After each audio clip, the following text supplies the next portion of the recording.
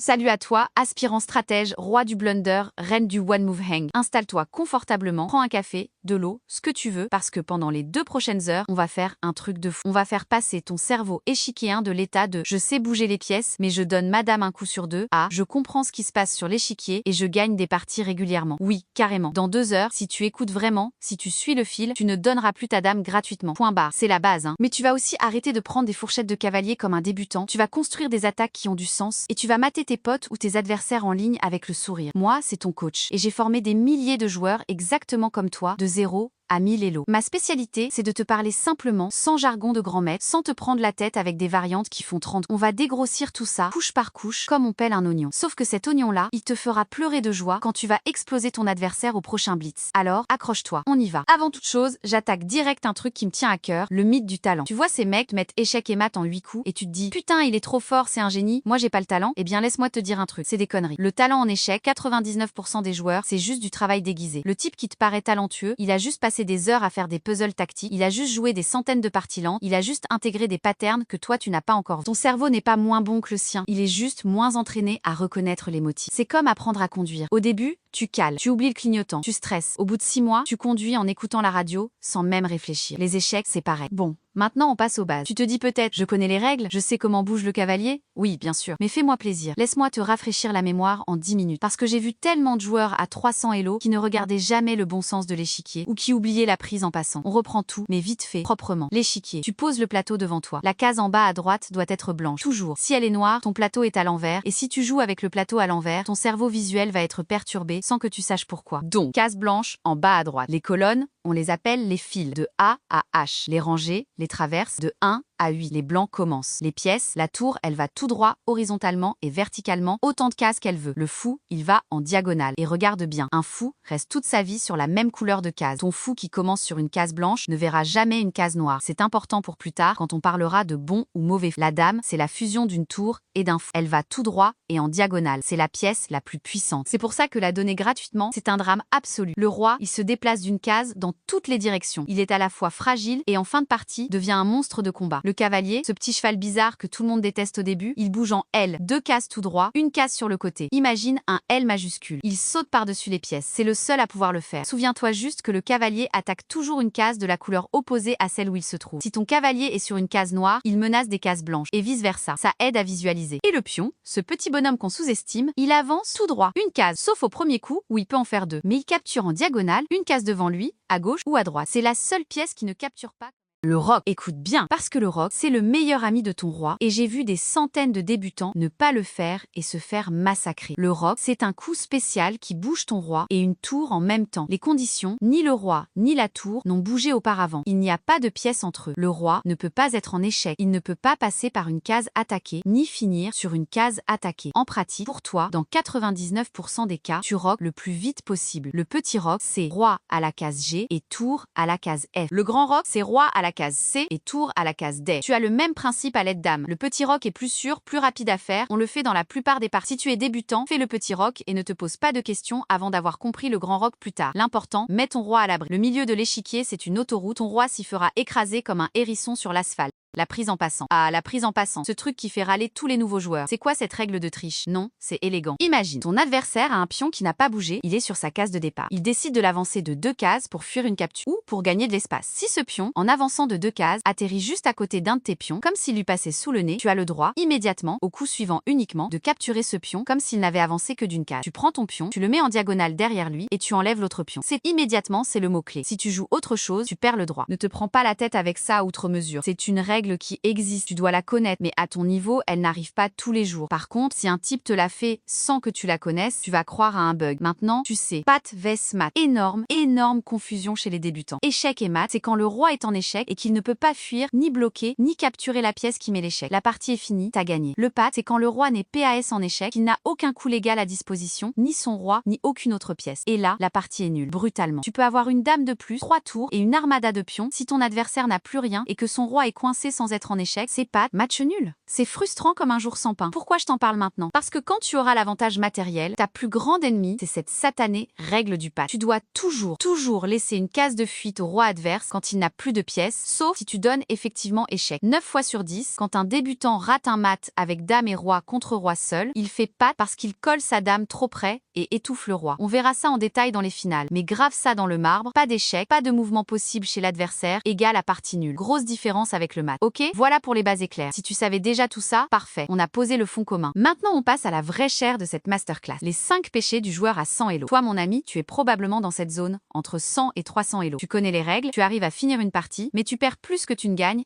et souvent tu ne comprends pas pourquoi. Tu te dis, j'ai juste mal joué un. Eh bien oui, mais il y a des patterns d'erreur. J'ai identifié 5 péchés capitaux. 5 tuer l'amour échiquéen. Si tu arrêtes de faire ces 5 trucs, tu gagnes 100 points Elo immédiatement, sans apprendre de nouvelles tactiques, juste en arrêtant de te tirer une balle dans. Péché numéro 1, jouer trop vite. Oh là là, le fléau des parties en ligne. Tu as 10 minutes à la pendule, et tu joues chaque coup en 3 secondes. Tu réagis au lieu de réfléchir. Tu vois un coup, tu le joues. Bam, ton cerveau primaire prend le contrôle. Le problème, c'est que ton cerveau primaire, il est nul aux échecs. Il est impulsif, il voit une pièce à prendre, et il la prend sans se demander pourquoi elle est gratuite. Jouer trop vite, c'est la mère de toutes les boulettes. La solution est simple, mais tu vas devoir te battre contre toi-même. Avant chaque coup, tu poses tes mains sur tes genoux, littéralement. Tu ne saisis pas la pièce avant d'avoir réfléchi. Tu regardes l'échiquier, te force à penser. Même en bullet, il faut un minimum de discipline. Mais à ton niveau, joue des parties lentes. 10 minutes minimum. 15, c'est mieux. Tu as le temps, utilise-le. Ceux qui jouent vite à bas niveau, ils ne sont pas des génies de la vitesse. Ils sont juste des collectionneurs de défaites rapides. La lenteur est une arme. Serre-toi en. Péché numéro 2, oublier le roi en danger. Ton roi, c'est lui le pat. Si tu le laisses au milieu de l'échiquier comme une plante verte, pendant que toi tu gambades avec ta dame à l'aile dame, tu vas te faire mater comme un bleu. Combien de fois j'ai vu un débutant pousser tous ses pions devant son roi roqué pour attaquer et ouvrir des boulevards à l'adversaire. Ton roi roqué a besoin d'une structure de pions solide devant lui. Ne bouge pas les pions devant ton roi sans une très bonne raison. F2, G2, H2, c'est le toit de ton château. Si tu enlèves les tuiles, il pleut les échecs dedans. Chaque fois que tu veux bouger un pion devant ton roi, demande-toi, est-ce que j'ouvre une ligne dangereuse? Le roi en danger, c'est aussi ne pas voir un échec qui arrive. On verra justement le check des 3 questions plus tard contre essai. Péché numéro 3, donner des pièces. La fameuse cécité échiquéenne. Tu sais, ce moment où tu poses ta dame sur une case et là, immédiatement, tu vois le pion adverse qui la gobe et tu as envie de disparaître dans un trou de souris. On appelle ça pendre une pièce, blunder, offrir un cadeau de Noël à ton adversaire. Pourquoi on le fait? Parce qu'on est focalisé sur notre propre plan et on oublie de vérifier ce que l'adversaire peut faire. C'est le grand classique. La bonne nouvelle, c'est qu'il existe une méthode mécanique pour quasi éliminer ce problème. C'est le saint graal des débutants. Péché numéro 4, ne pas regarder le coup adverse. C'est le corollaire du 3. Tu calcules ton superbe enchaînement, 3 coups d'avance, tu imagines la tête de ton pote quand tu vas l'écraser et paf, au deuxième coup, l'adversaire fait un truc que tu n'avais pas prévu et qui fiche tout en l'air, ou pire, qui te fait perdre. Tu n'as pas pris en compte ce qu'il allait jouer. Tu as joué tout seul dans ton coin. Les échecs, c'est un dialogue, pas un monologue. Tu proposes, l'adversaire dispose. Chaque fois que tu envisages un coup, tu dois te forcer à imaginer la meilleure réponse de l'autre, même si elle te déplaît. Surtout si elle te déplaît. Si tu vois que sa réponse te met dedans, alors ton coup est mauvais. Change de plan. Ce simple fait de penser, ok, je joue ça, et lui, qu'est-ce qu'il a de mieux, va te faire économiser des centaines de défaites. Péché numéro 5, vouloir faire le mat du berger à tout prix. Ah, le fameux mat du berger. Le mat en 4 coups. U4, fou C4, dame, H5, dame prend F7, échec et mat. Dès qu'un débutant découvre ça, il ne jure plus que par elle. Il la tente dans toutes les parties, contre toute défense. Le problème, c'est que si l'adversaire la connaît, il la part facilement. Et toi, tu te retrouves avec une dame sortie trop tôt, baladée partout, qui se fait chasser par des cavaliers et des pions, pendant que ton adversaire développe ses pièces tranquillement. Tu perds du temps, tu perds de la position, et souvent tu perds la dame. Le mat du berger, c'est un piège de débutant. Utilise-le une fois pour rigoler, mais ne base pas ton jeu là-dessus. Apprendre à jouer normalement te rapportera 1000 fois plus. Tu n'es pas là pour être un one-trick pony, tu es là pour comprendre le jeu. Donc, on oublie le mat du berger, sauf si l'adversaire te le tend sur un plateau, ce qui, honnêtement, n'arrive plus passer 400 Elo. Voilà, ces 5 péchés, respire-les un bon. Si tu te reconnais dans l'un d'eux, c'est normal. Tout le monde passe par là. Maintenant, on va s'attaquer comment ne plus perdre bêtement. La fameuse méthode des 3 checks avant chaque coup. Écoute avec tes grandes oreilles, parce que ce truc, si tu l'appliques religieusement pendant un mois, il va transformer tes résultats. Avant de jouer un coup, quel qu'il soit, même le plus évident, même reprendre une dame, tu te poses 3 questions dans l'ordre. Question numéro 1. Est-ce que je donne une pièce? En d'autres termes, quand je vais poser ma pièce sur cette case, est-ce que l'adversaire peut la capturer gratuitement ou avec un échange qui m'est défavorable? Tu regardes la case d'arrivée. Tu imagines toutes les pièces adverses capables d'aller sur cette case. Pas seulement les pions, hein. Les cavaliers, les fous, les tours, la dame,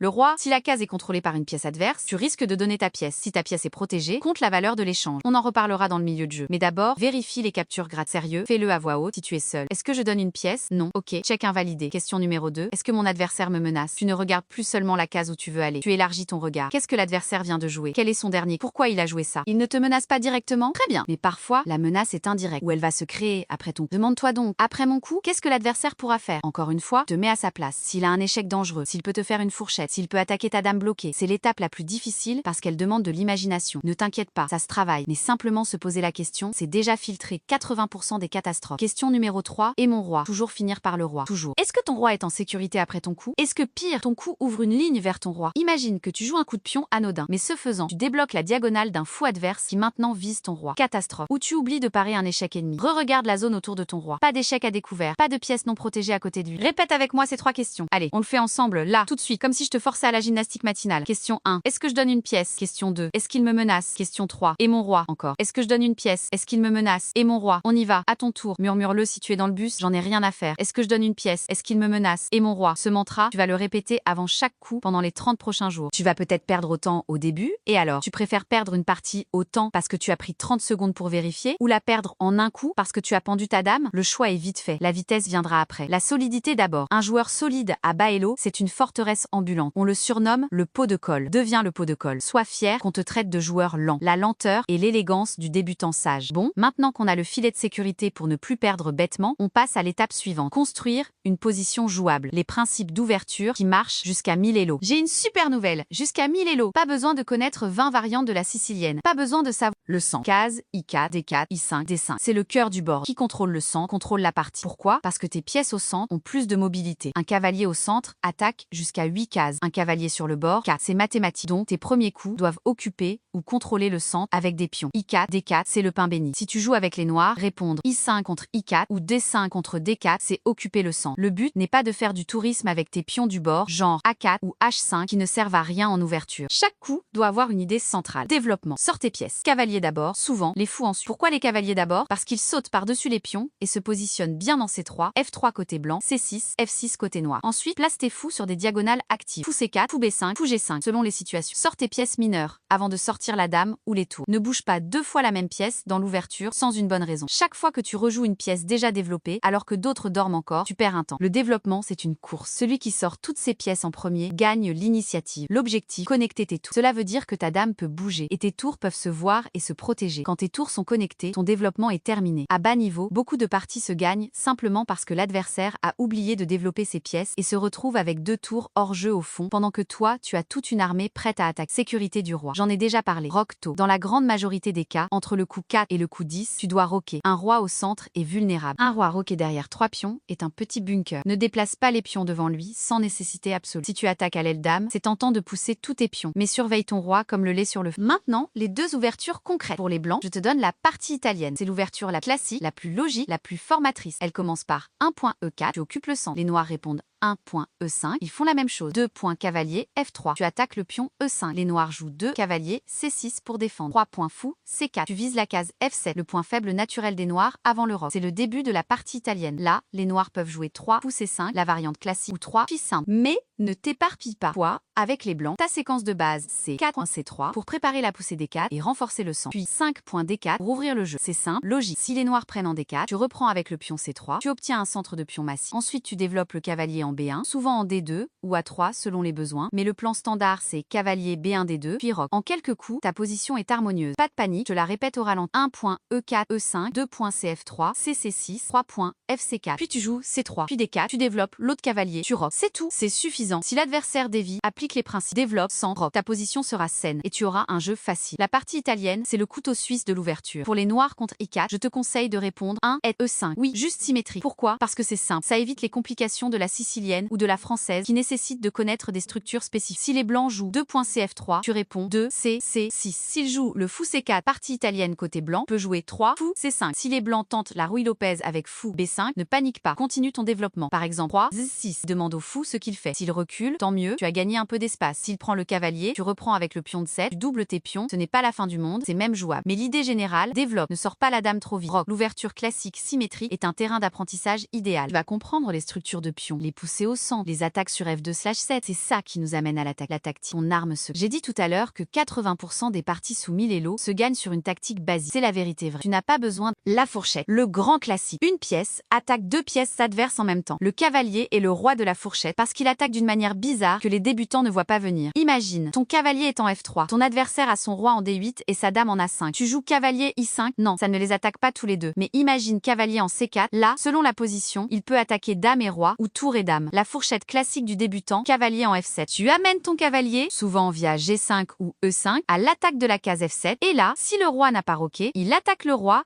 et la tour en H8. Le roi doit bouger et tu gagnes la tour. C'est gratuit. Combien de parties gagnées sur ce simple autre exemple? Pion qui avance et attaque 2 pièces à la fois. Le pion en D4 qui avance en D5, attaquant un cavalier en C6 et un fou en U6. Une des pièces doit bouger, l'autre sera prise. La fourchette, c'est la base. Apprends à les sentir. Dès que 2 pièces adverses sont à distance de cavalier l'une de l'autre, cherche le cavalier qui peut leur tomber dessus. Le clouage. Attaquer une pièce qui ne peut pas bouger sans exposer une pièce plus importante derrière. Le clouage absolu, c'est quand la pièce derrière est le roi. Elle ne peut légalement pas bouger. Exemple archi classique, fou en B5 qui cloue le cavalier C6 sur le roi en E8. Le cavalier est paralysé. Tu peux l'attaquer avec un pion D4, le renforcer et gagner du matériel. Le clouage relatif, c'est quand la pièce derrière est une dame ou une tour. La pièce clouée peut bouger, mais son propriétaire risque de perdre la pièce de derrière. Les débutants oublient souvent le clouage relatif. Regarde si une pièce est alignée avec sa dame. Tu peux l'attaquer. Exemple parlé, fou C4, cloue le pion F7 sur la dame en D8 ou le roi. Ce même pion F7 est le maillon faible. Apprendre à clouer, c'est apprendre à paralyser l'adversaire. L'enfilade, c'est un clouage, mais dans l'autre sens. Tu attaques une pièce de valeur et quand elle s'en va, tu captures une pièce de moindre valeur derrière. Imagine, tour en I1 qui attaque la dame en I5. La dame doit fuir et derrière, il y a un fou non protégé en I7. Tu joues tour I1, la dame part et tu prends le fou. L'enfilade la plus meurtrière, dame ou tour, qui attaque le roi et une pièce derrière. Tu donnes échec, le roi doit bouger et tu gobes la pièce. Visualise, ta tour en A8 donne échec au roi en C8 qui doit fuir et tu captures la tour adverse en H8. Très fréquent en finale. L'attaque à la découverte, c'est quand une pièce en cache une autre. Tu bouges la pièce de devant et celle de derrière crée une menace surprise. Le nec plus ultra, c'est l'échec à la découverte. Tu bouges une pièce et derrière, ton fou ou ta tour met le roi en échec. La pièce qui bouge peut elle-même créer une menace. Par exemple, tu as un fou en D3 et ton cavalier en I5. Le fou ne menace rien directement. Tu recules ton cavalier en G6 et soudain le fou donne échec au roi en H7. Le roi est en échec et en plus ton cavalier attaque la dame en D8. L'adversaire doit parer l'échec et tu prends la dame. Double attaque, découvert, c'est dévastateur. Autre exemple simple, tes tours sont alignées sur une même file et tu bouges le pion qui les gêne. L'attaque à la découverte peut être préparée. Pense à tes propres pièces alignées. C'est comme un sniper derrière un mur. Tu détruis le mur, le sniper tire. Je t'ai promis 15 exemples. Je vais t'en décrire quelques-uns de plus très visuels, les yeux fermés. Exemple, fou C4, cavalier F7. Tu joues cavalier G5, tu menaces F7. L'adversaire joue cavalier H6 pour défendre. Toi, tu as fou C4, dame en F3 peut-être. Mais imagine, cavalier I6. Fourchette entre dame et roi peut-être? Non, on reste simple. Exemple, clouage du cavalier C6 par fou B5. L'adversaire a joué D6. Tu joues D4 pour attaquer le cavalier cloué. Si XD4 est joué, peut-être que tu récupères avec dame ou cavalier. Exemple, enfilade avec dame. Dame en I2, roi en I8, tour en A8. Tu joues dame I4? Non. Dame I5 pour aligner, on y va progressivement. Pour chaque exemple, retiens le motif. La tactique, ça se bosse comme les gammes au piano. Tu ne deviens pas musicien en lisant des partitions, tu joues.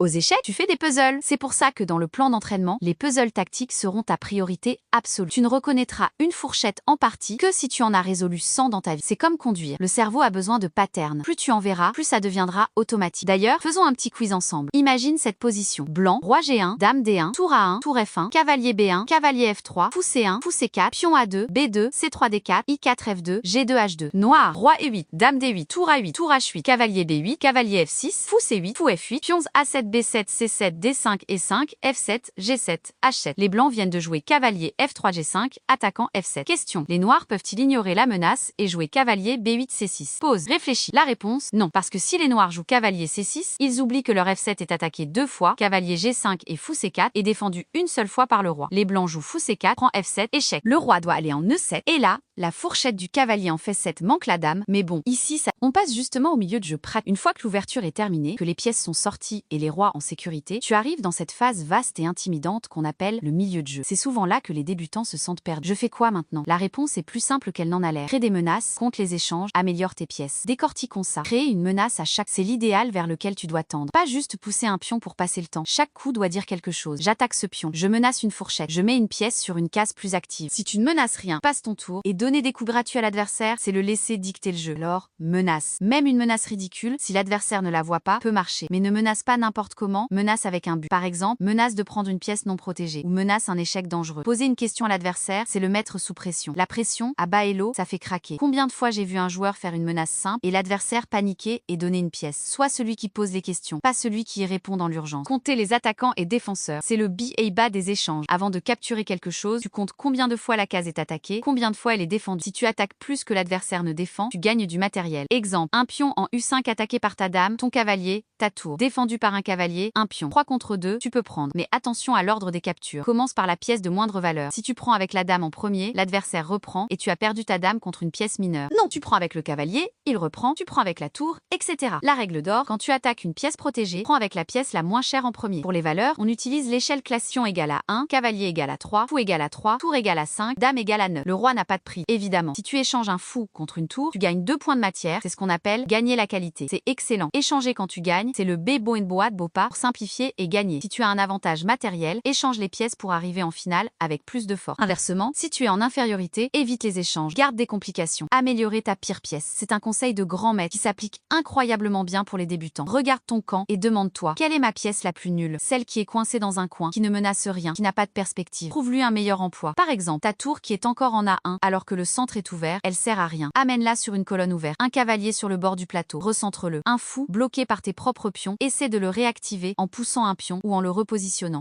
Parlons aussi des colonnes ouvertes, des avant-postes, mais avec simplicité. Une colonne ouverte, c'est une file où il n'y a plus de pions. C'est une autoroute pour les tours. Prends le contrôle des colonnes ouvertes avec tes tours. Un avant-poste, c'est une case chez l'adversaire protégée par un de tes pions, où tu peux installer un cavalier sans qu'un pion adverse puisse le chasser. Exemple, case D5 protégée par ton pion I4. Si tu y mets un cavalier, il est indélogeable. Ton cavalier en avant-poste, c'est une épine dans le pied adverse. Cherche ces cases. Bon, tu vois, tout ça c'est très concret. On passe à une phase souvent redoutée, mais que tu vas apprendre à adorer, les finales que tu dois absolument connaître. Tu as bien joué, tu as gagné une pièce, tu as échangé, il te reste roi et dame contre roi seul, ou roi et tour contre roi, ou un pion de plus. C'est là que les sueurs froides arrivent. Je vais faire patte, je vais mal mater, je vais perdre mon pion. Calme. On va décortiquer les 3 éléments vitaux, mater avec dame, mater avec tour, et la règle du carré du pion. Roi plus dame vs roi seul. C'est le mat le plus courant quand ton adversaire a abandonné ou que t'as promu un pion. La technique est simple. Ne colle jamais ta dame directement à côté du roi adverse si ce n'est pas échec, car tu risques le patte. Imagine le roi noir au milieu. Disons en U5, ton roi est loin, tu le ramènes. La méthode infaillible pour ne pas faire patte, c'est le méthode du rectangle. Tu utilises ta dame pour enfermer le roi adverse dans un rectangle de plus en plus petit, en gardant ta dame à distance de cavalier. C'est-à-dire que tu places ta dame à 2 cases du roi adverse, formant une barrière. Par exemple, roi noir en U5, tu joues dame D3 ou dame F4 ou dame I2, de sorte que ta dame coupe le roi et le confine dans un coin. Ensuite, tu amènes ton roi pour soutenir la dame. Quand ton roi est proche, tu réduis encore le rectangle, toujours en donnant des échecs uniquement quand c'est nécessaire ou pour forcer le recul. Le mat final se fait souvent avec le roi blanc qui protège la dame et la dame qui donne l'échec fatal sur la dernière rangée ou colonne. Exemple, roi blanc en C6, roi noir en A7. Dame en B5, non, ça ne donne pas échec. Mais si tu montes ta dame en B6, échec, roi noir en A8. Là, ne joue pas dame C7 ou dame B7 tout de suite, car ce serait patte si le roi est coincé. Vérifie toujours, si le roi adverse n'a aucune case de fuite et n'est pas en échec, c'est patte. Donc, quand le roi est acculé dans le coin, donne l'échec de manière à le laisser respirer. Par exemple, roi blanc en C6, dame blanche en E8, donne échec au roi en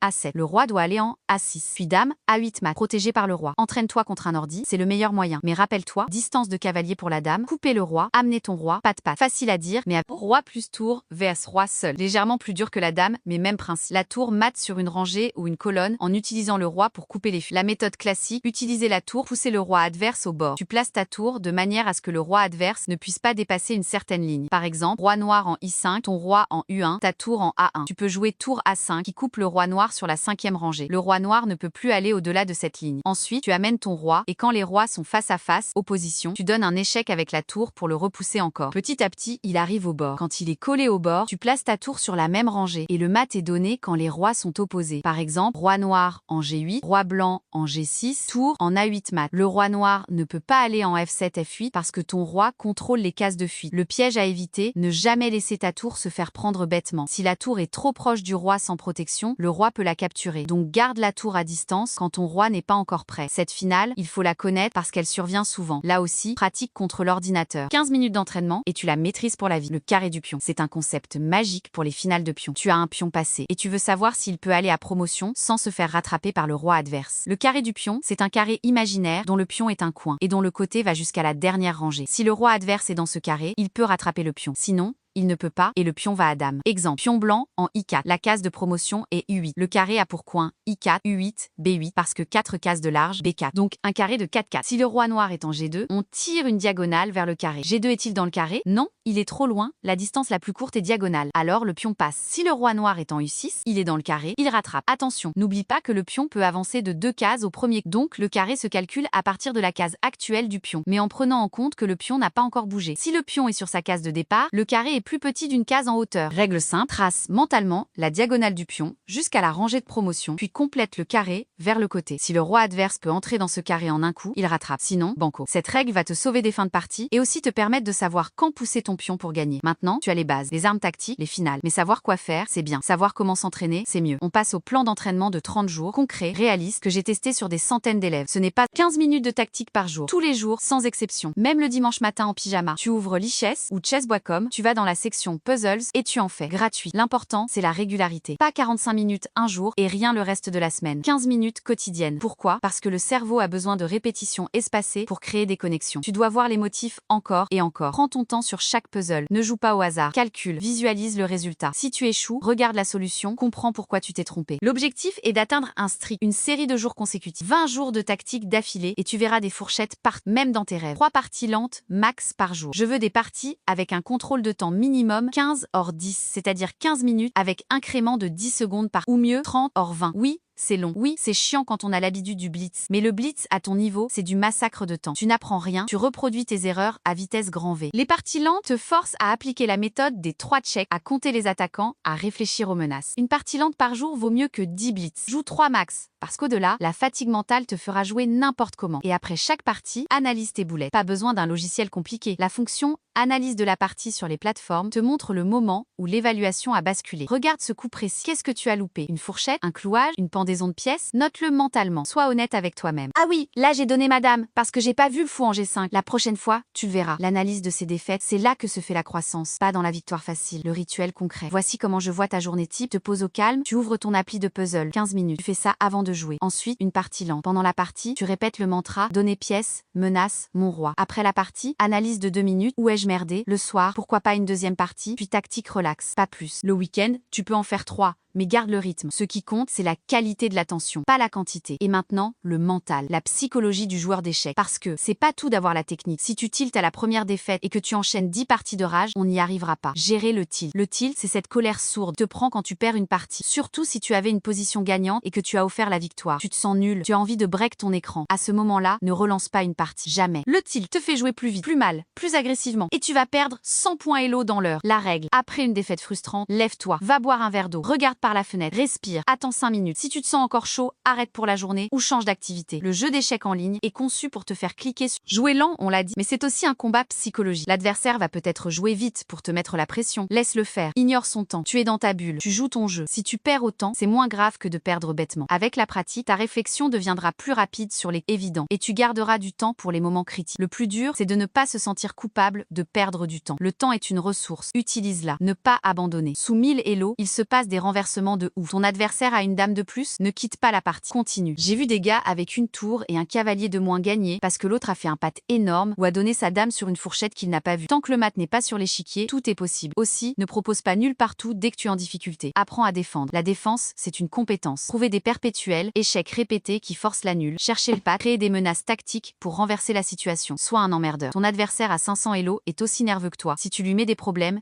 il va craquer. Crois en ta bonne étoile. Enfin, l'attitude envers l'adversaire. Sois respectueux, ne trash talk pas, ne te plains pas de la chance. La chance aux échecs n'existe pas. Il n'y a que des erreurs que l'on ne comprend pas encore. Si tu te fais surprendre, c'est que ton adversaire a vu un truc que toi pas. Point. Ne l'accuse pas de jouer avec un ordinateur sans preuve. Ça te fait passer pour un rageux. Dis bien joué et apprends. Chaque adversaire est un professeur qui te montre tes faiblesses. Même le mec qui te met un mat du berger, tu le remercies intérieurement parce qu'il te rappelle de faire attention à F7. Ce sport est noble, garde une attitude noble. Tu seras plus serein et tu progresseras plus vite. Le respect attire le respect. On arrive au bout de cette masterclass. Tu vois, en 2 heures, on a balayé énormément de choses. Des règles de base à la psychologie, en passant par les ouvertures, la tactique, les finales. Respire un grand coup et dis-toi que tout ça, c'est à ta portée. Tu n'as pas besoin d'être un génie. Tu as juste besoin de méthode et de discipline. Je vais te faire un petit résumé, pas parce que j'aime me répéter, mais parce que la répétition, c'est la clé de l'apprentissage. Arrêter de donner sa dame, c'est possible. Le talent, c'est du mythe. Base, échiquier orienté, mouvement, rock, prise en passant, patte versus mat, les 5 péchés, jouer trop vite, oublier le roi, donner les pièces, ne pas regarder les menaces adverses, abuser du mat, du berger. La méthode des 3 checks. Est-ce que je donne une pièce? Est-ce qu'il me menace? Et mon roi. Les ouvertures. Centre, développement, rock, partie italienne avec blanc, contre I4, I5 avec noir, tactique, fourchette, clouage, enfilade, découvert, entraînement, 15 minutes de puzzle par jour, 3 parties lentes. Cette vidéo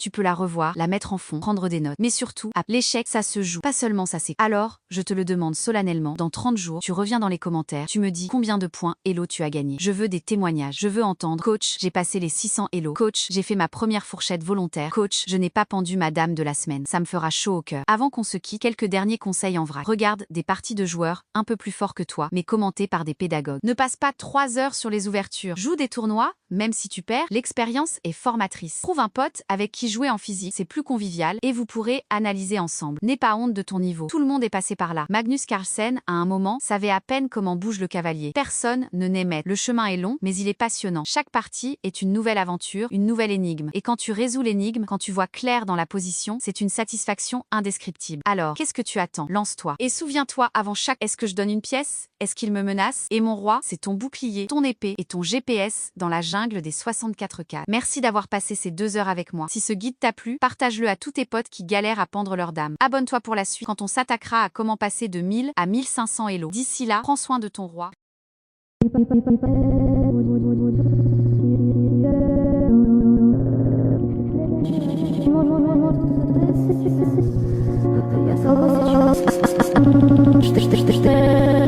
Stop.